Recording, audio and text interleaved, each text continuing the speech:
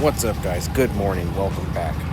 Streetwalkers warmed up, pre-trip's done, and well, it's time to go. Already got a couple dispatches run down, going into California, over into Nevada, and then it's time to get back home because I got that National Guard load coming up here real soon. Spent all weekend working on that. That video went up on Reset channel. Got 2 big steps left on that thing before it's done.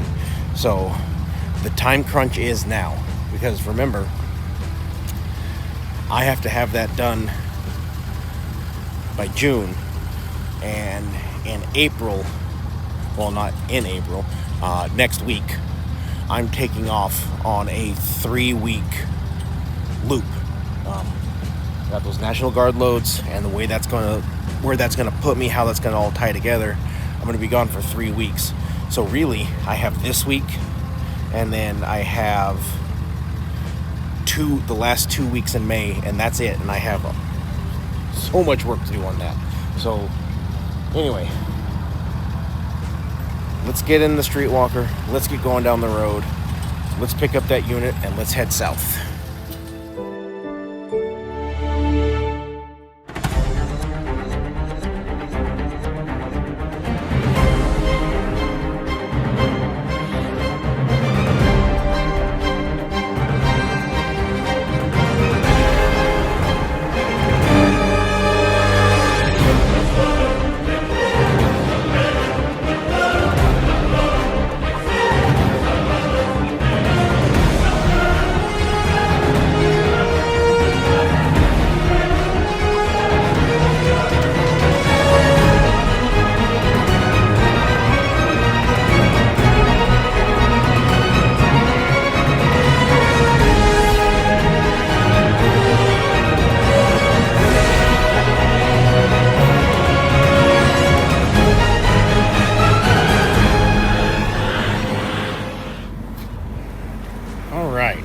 Beautiful, sunny Southern California.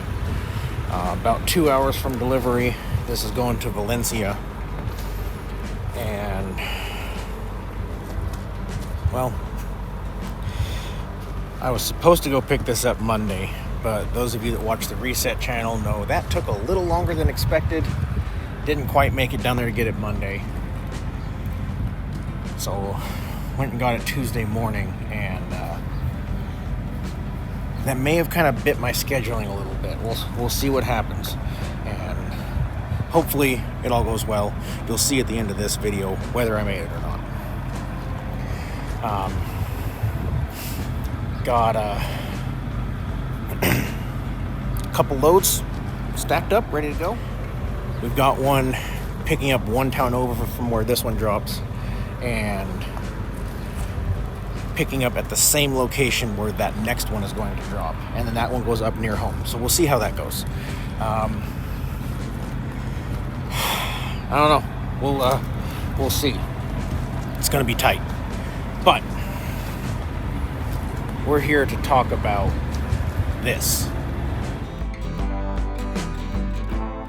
As you see, Streetwalker hit 250,000 miles yesterday. We're a little over that now, but what if I had? And I kind of touched on this. We just really briefly went over it, but let's talk about every little thing that has gone wrong with this truck.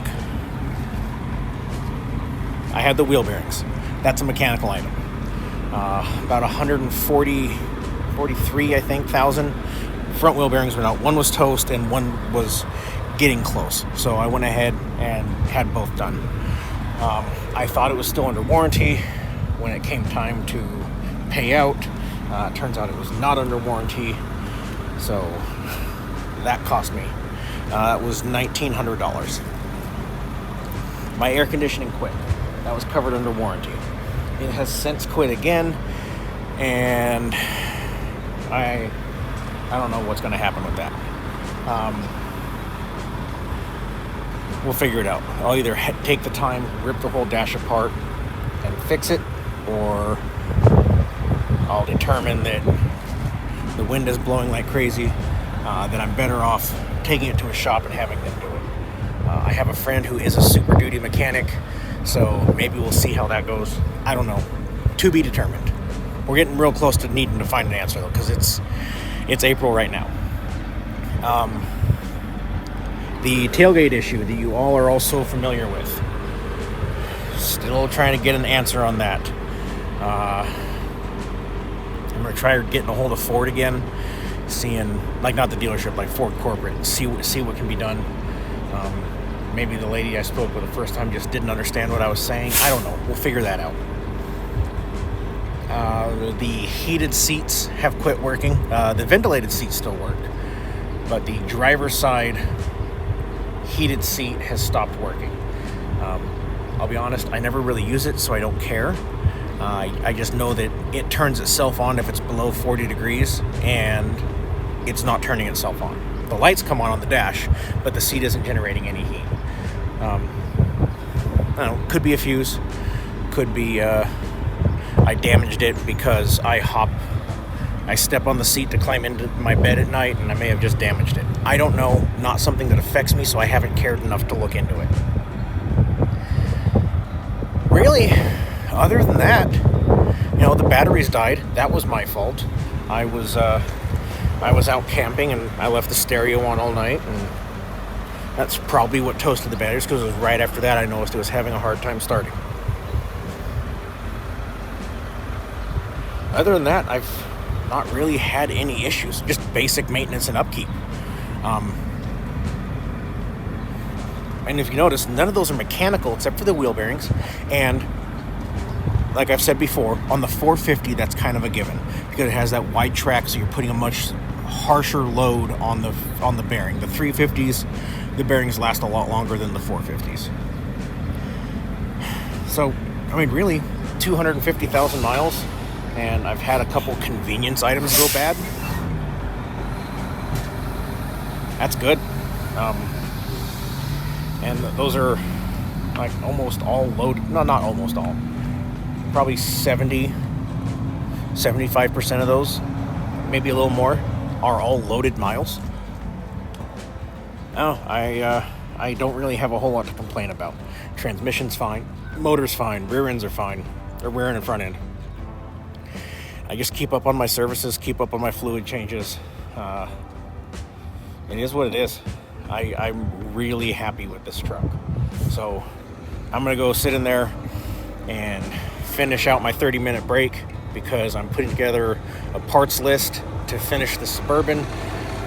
We're on crunch time to get that done. So fingers crossed I can make that. By the time you guys see this video, I will be home one more time before the big trip. So fingers crossed I can make that work. I'm gonna get in there, get that put together, make sure I'm not missing anything, and I'll see you later. Hey guys, I have been fighting this wind all week. It's been nonstop. Well, it wasn't too bad when I first started Tuesday. The second half of Tuesday until now, which is Thursday night, it's been nonstop. Haven't been able to get out and film anything for you guys. Even when I got that one little clip at the rest area in California, I had to walk around and use the trailer to guard the wind. Anyway, got that one dropped and went and picked up the next one that same night. Made it a little bit further down the road, just to the first truck stop, because I was almost out of time, because the dealership took just a touch over 2 hours. And then the lady who said you have to call and make an appointment 24 hours in advance, and I set it so that it was about an hour beyond when I thought I was really going to get there. She wound up delaying my appointment and then delaying it again, so I lost another hour waiting for her. So I didn't get nearly as far that night as I thought I would. Everything went really smooth on the drop-off of that one. All right, so let's clarify this. I picked one up in Pendleton. I took it to California. Then I went 50, I think it was 51 miles. It was right about, give or take a few, 50 miles. Picked one up that was a repo, took it to an auction yard in Las Vegas. At that same auction yard, I picked up the fifth wheel that I have on now that you guys saw on Instagram. And if you're not following me on Instagram, well, you need to do that. It's down in the description. My Instagram's right there. Also,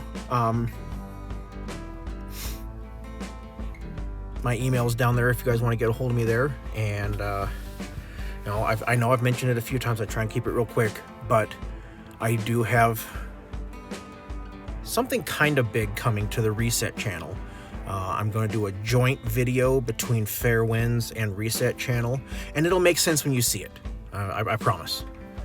A little bit of comedy, a little bit of just having a good time, some fun, but it'll be two separate but the same, but separate but different, but the same but different videos. I hope that makes sense too. Anyway, I am currently sitting, according to Google, 10 hours and 14 minutes away from my drop. That's gonna make it real close. Now the issue is, if I don't drop this tomorrow, that really screws my plans for next week. Because remember, I've got that National Guard load coming. I have to pick it up Wednesday morning, which means I have to be home Monday night. So if I can't drop tomorrow, they don't accept on the weekends, I can't drop until Monday, which I guess I could still work around that. But if I get all the way up there and then I run out of time, then I'm really screwed. So I'm gonna go to bed and we'll see what happens in the morning, and I'll see you then. Okay, so that's the big fifth wheel I was telling you guys about that I picked up in Vegas. Currently in Washington, about 190 miles from my drop, and it looks like we're gonna make it. I'm knocking out my 30-minute break right now, and then get on the road. Looks like we should be able to get this done today. Please and thank you. Anyway, in Oregon, if you're not aware, the rule is if you're over 20,000 pounds, you have to scale. Every state's a little bit different. Like Montana's 26,000, Idaho is 26,000, Washington is 16,000, Oregon is 20. Well, I knew that based on my BOL saying that this weighed 14,850, I think, I had to scale. Ladies and gentlemen, the Streetwalker has a new personal best. 31,000 pounds, and that's with my auxiliary tank empty and my main tank at like 7/8. So she's big. This being a repo unit, I was like, okay, maybe there's something in the garage, because I don't go in the units. I pop the door open, make sure there's no lights on, that's it. I didn't check the garage in this one because the way it was parked, there was a little like a guard shack that was right here, so I couldn't open this door anyway. And I didn't look in the garage. None of the lights were on in the front. Everything looked good in the front. So I was like, oh, maybe there's like a side-by-side, a Razor or something in here, because like that's heavy. Nope, nothing in the garage. So this is just an old heavy trailer. Now this is a 2017, so maybe they've done weight-saving stuff since then or whatever. I don't know. Anyway, figured I'd share that little bit with you guys. I'll probably get with you one more time, either at or after the drop, and I'll catch you guys later. Hey guys, what's going on? I'm at the Pilot, just east of Cle Elum, whatever, Washington. We got that trailer dropped. We made it. Had a small window, about 30 minutes, I think, but we got it dropped, and that's the important thing. Getting home tomorrow morning, and I'm going to spend 4 days at home because, that National Guard load is finally happening. I got dispatched in September, and it's finally happening. So, it's gonna... We're there. Let's hope it sticks.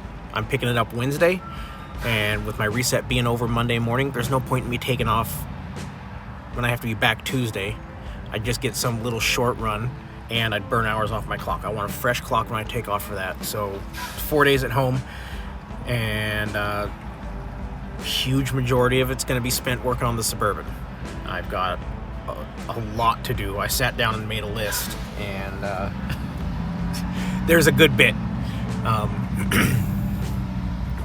I think I can do it. I think I can make it. So I'm going to knock out what I can these couple days I'm home, go do my big loop that I'm going to do, go home, and just hit it hard and get this thing finished for this big event I got going on, which is going to make for some pretty good videos on both channels. So stay tuned for that, because it'll be at a minimum entertaining.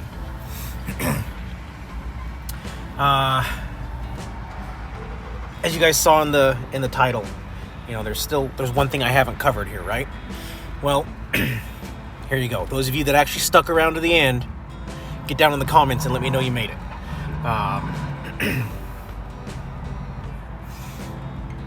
I see a lot of, you can't make any money in RV transport. I mean, like, a lot. And I can't figure out where people are getting that information. I mean, I'm not a millionaire, but I'm doing okay. I'm doing pretty good. Chris isn't a millionaire. He's doing pretty good. Everyone that I talk to regularly says they're all doing pretty good. So one of two things is happening. You're either letting where you want to be dictate where you go on the load board, or letting where you want to be dictate what loads you're taking. In which case, no, you're not going to make money. If, you know, I want to go here. Okay, you're not going to make any money doing this. Or you're scared of competition and you don't want people in this job because they're taking your loads. So you just keep bad-mouthing the industry so that no one does it. Because there's nothing else that makes sense. If you want to make money in this job, it's there. You have to want it. You have to work for it. It's not just, oh, I can, you know, I live in Alabama, so I'm just going to do Indiana to Alabama runs. Well, then no, you're not going to make any money. But if you're like, all right, I live in Alabama, I'm going to find something leaving Alabama that hopefully goes towards Indiana. And then from there, don't use the load board to get home. Use the load board to make money. It's that simple. You either want the money or you don't. Anyway, that's all I had to say about that. As always, those of you out on the roads, I wish you fair winds and following seas. Take care and have a great day.